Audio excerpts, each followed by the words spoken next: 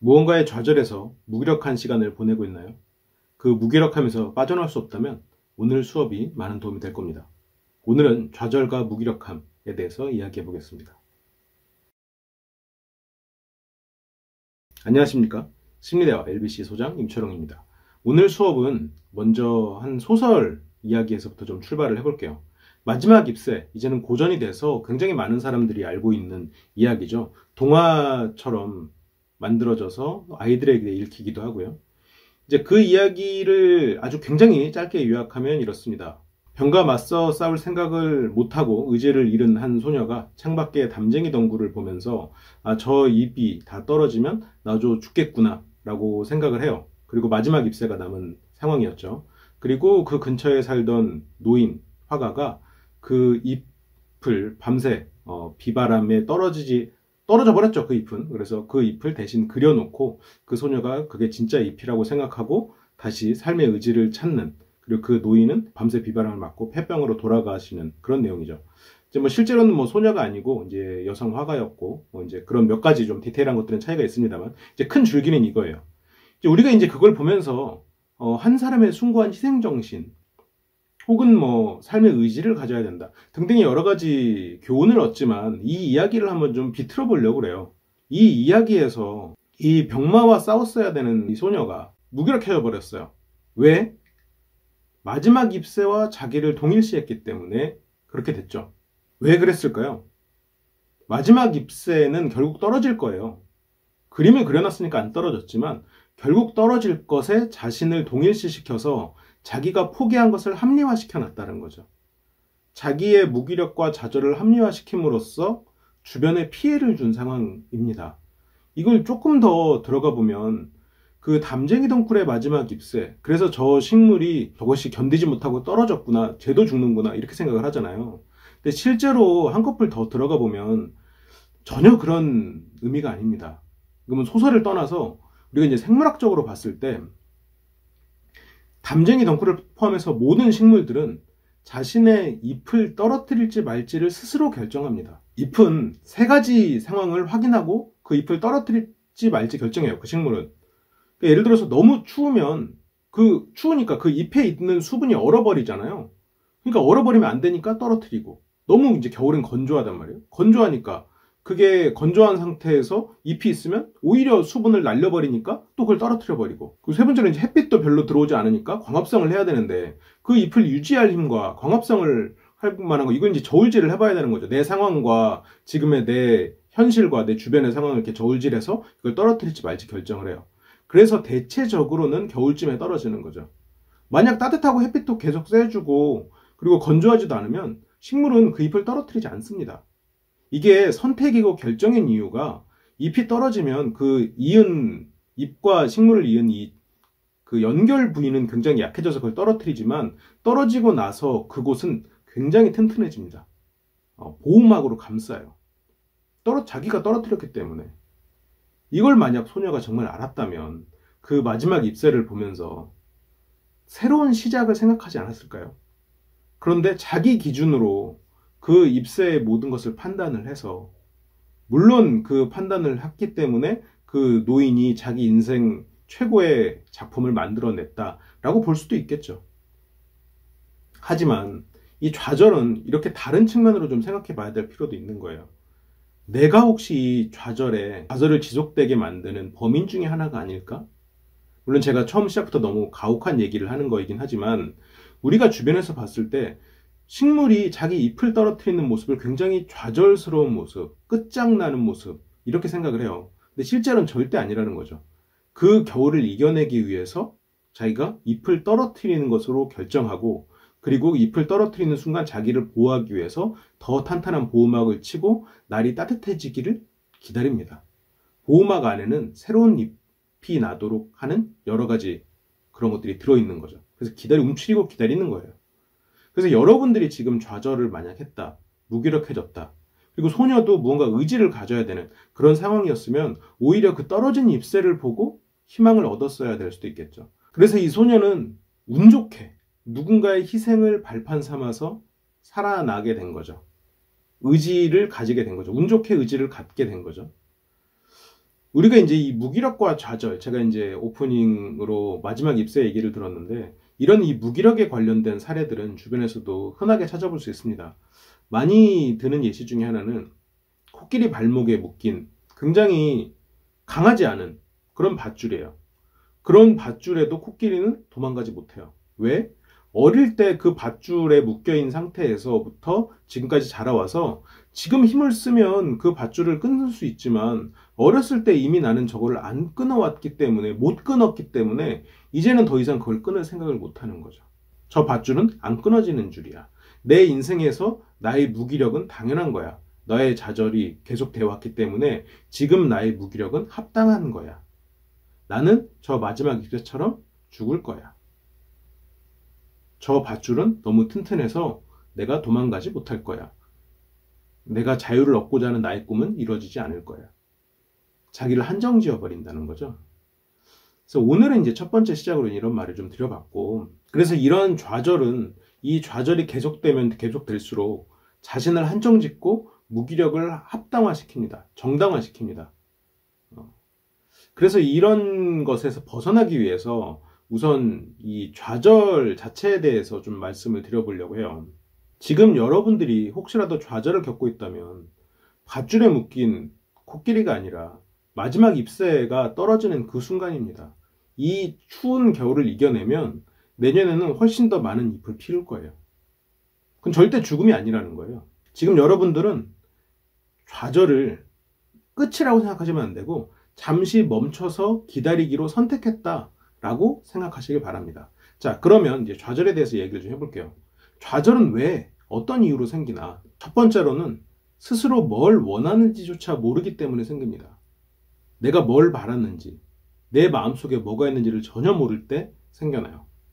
두 번째는 내가 바라는 것이 너무 멀리 있을 때, 너무 높은 목표일 때 생겨나요. 세 번째는 내가 잘못된 방향으로 계속 시도하고 있기 때문에 생겨납니다. 그럼 각각 다시 한번 들여다보면, 자, 첫 번째, 스스로 뭘 원하는지 모를 때, 내가 뭘 바라는지, 주변을 보면 다른 사람들은 자기가 뭘 바라고 그래서 꿈이 있고 항상 나아가는데 왜 나는 아무것도 없지? 그래서 계속 제자리에 멈춰 있어요. 나는 목적지가 없다는 생각에. 그런데 여기에서 제가 이런 분들이라면 이 얘기를 좀 들었으면 좋겠어요. 길은 걷다 보면 생기는 게 길입니다. 처음부터 길을 따라가야 된다. 길이 너무 여러 갈래여서 어디를 따라가야 될지 모르겠어요. 일단 아무 데나 가든가 길이 없는 곳이라도 가면 일단 한 걸음이라도 걸으면 거기가 길이 될 수 있어요. 그래서 일단 뭐라도 하면서 그 하는 본인에게 본인의 마음이 따라가게 만들면 그 마음이 변화합니다. 그러니까 이런 분들은 내가 지금 무엇을 원하는지 모르기 때문에 그래서 제자리에 멈춰 있고 그거 자체로 이제 좌절이 되고 그래서 무기력에 빠지는 경우인데, 이런 경우에는 방향이든 목적지든 이런 거 생각하지 마시고 그냥 현재에 충실하면서 한 걸음 한 걸음 나아가면 그게 여러분들의 길이 될 거예요. 자, 그럼 두 번째는 너무나 높은 목표를 가지고 있어서 그거에 짓눌려서 아무것도 할 수 없는 경우. 이것도 첫 번째랑 마찬가지인데 이거는 조금 더 전략적일 필요는 있습니다. 왜냐하면 나한테 목표가 있으니까. 내가 가려고 하는 목표가 있죠. 그 목표가 있으면 그 목표를 언제까지 이룰 것이다. 보통 이렇게 생각을 할 수 있잖아요. 100년 후에 이룬다. 그러면 100년 후에 저게 된다. 그럼 50년 후엔 뭐가 되나? 좋아. 40년 후엔, 30년 후엔, 20년 후엔, 10년 후에. 그러면 1년 단위로 다시 1년 후에는 뭘 해야 되지? 1년 후에 그러면 뭘 해야 되는지가 나오잖아요. 그러면 좋아. 그러면 한 달 후에는 뭘 해야 돼? 한 달 단위로 다시 끊어요. 그러면 맨 끝에 이제 100년, 그 다음에 뭐 90년, 80년. 물론 맨 끝은 너무 이렇게 촘촘하지 않아도 돼요. 그래서 100년, 그 다음에 50년, 그 다음에 뭐 30년, 그 다음에 뭐 10년, 그 다음에 5년, 뭐 3년, 2년, 1년, 그 다음부터 월별로 끊는 거죠. 그렇게 하면 당장 내가 내일 뭘 해야 될지가 나와요. 당장 오늘 내가 뭘 해야 될지가 나와요. 그 일은 생각만큼 큰 일은 아닐 거예요. 하루에 무언가를 1%씩 개선하면 70일 정도면 2배가 됩니다. 1년이 걸리고 10년이 걸리면 얼마나 개선이 될까요? 무언가를 꾸준히 하는 것의 힘은 이렇게 대단해요. 1%가 70일이면 70%가 느는 게 아니죠. 복리로 늘어나니까. 그래서 무언가 목표를 쪼개서 작은 목표로 만드는 게 너무 높은 목표여서 거기에 짓눌려서 아무것도 못하는 사람들한테는 큰 도움이 됩니다. 작은 것을 꾸준히 했을 때, 그랬을 때 나오는 결과물은 단순히 더하기가 아니에요. 왜냐면 매일매일 나아지는 거니까. 그래서 여러분들 만약 목표가 있다면 쪼개서 생각하세요. 쪼개서. 그러면 아까 세 번째는 뭐였죠? 내가 무언가 잘못된 방향으로 가고 있는 것 같아서 좌절한 경우. 그래서 이렇게 내가 뭔가 잘못된 방향으로 가고 있는 것 같아서 혹은 잘못된 방향으로 와서 이래서 좌절했을 경우에는 실은 좀 그 내면을 더 들여다볼 필요는 있어요.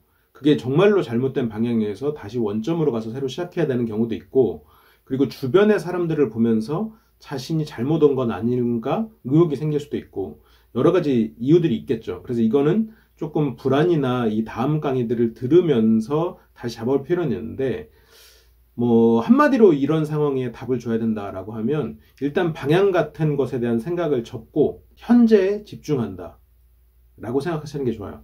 그래서 여기가 출발점이다 라고 생각하시고 다시 내가 무엇으로 갈지, 무엇을 할지 만약 모르겠으면 아까 다시 첫 번째랑 똑같은 거죠.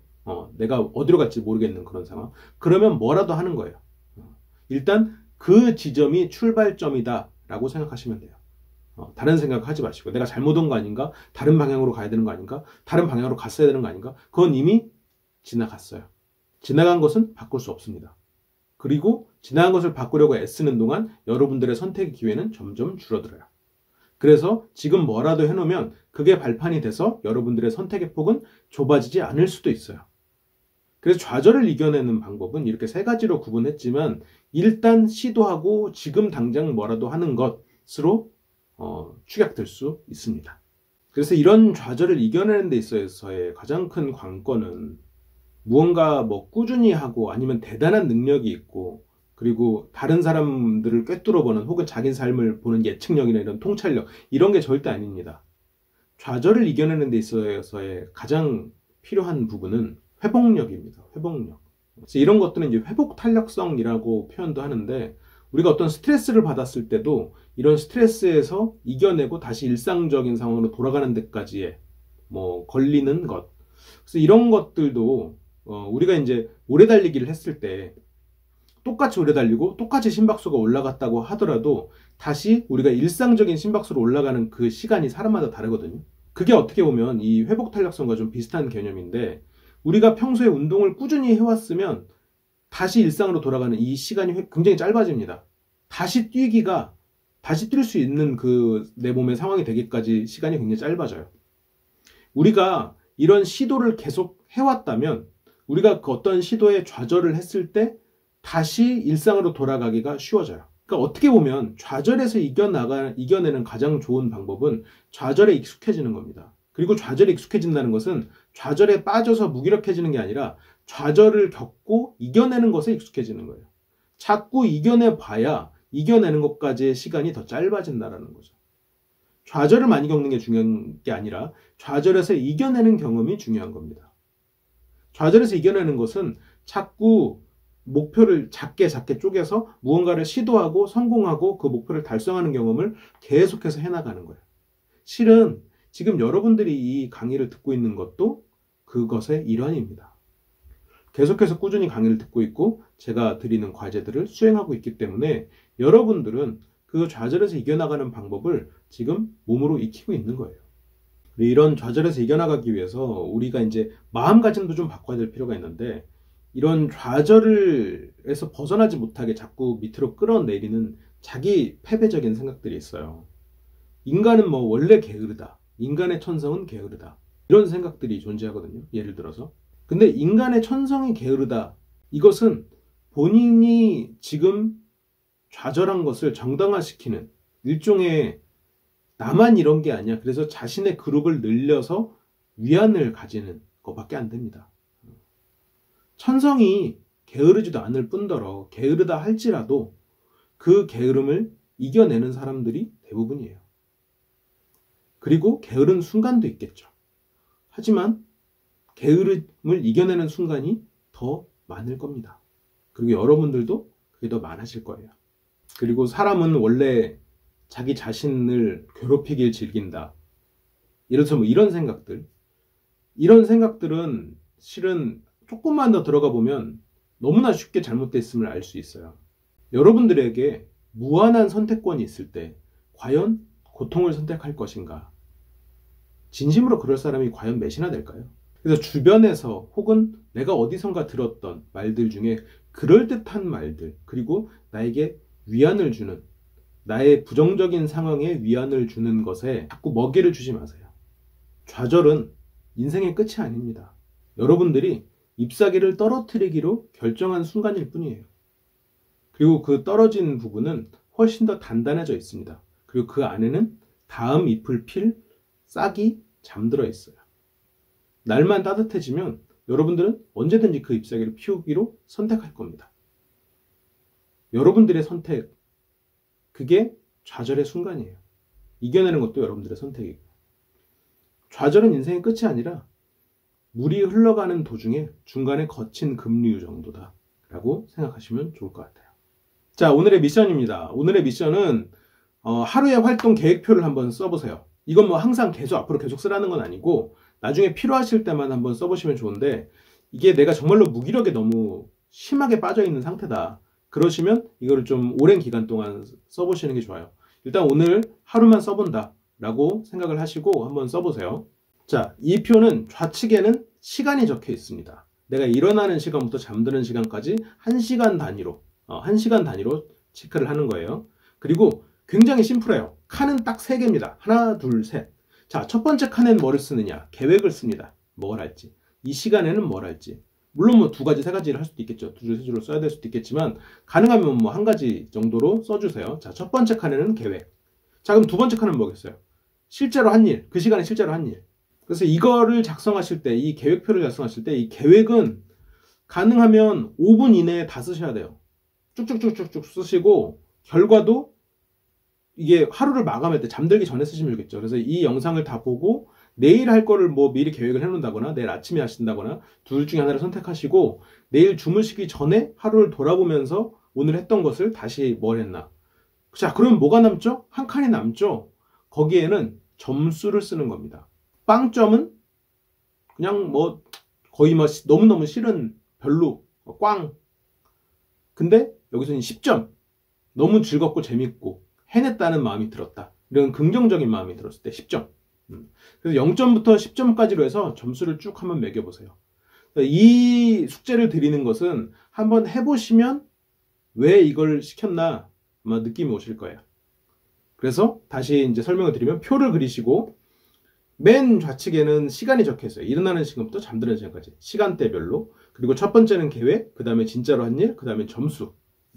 점수의 기준은 저는 이제 긍정적이다, 부정적이다로 굉장히 폭넓게 드렸잖아요. 구체적인 건 여러분들이 기준을 정해서 점수를 써보세요. 자, 여기서 중요한 거는 아까 말씀드렸듯이 5분을 넘기지 마세요. 계획 세우는데.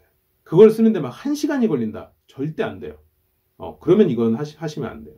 그래서 타이머 딱 정해놓고 5분 안에 다 쓴다. 이게 중요한 포인트예요. 그러면 오늘 과제까지 해서 오늘 제가 여러분들과 함께한 수업은 여기까지고요. 저는 또 다음 시간에 여러분들 삶에 훨씬 더 도움이 되는 더 좋은 강의로 연속해서 돌아오겠습니다. 시청해주셔서 감사합니다.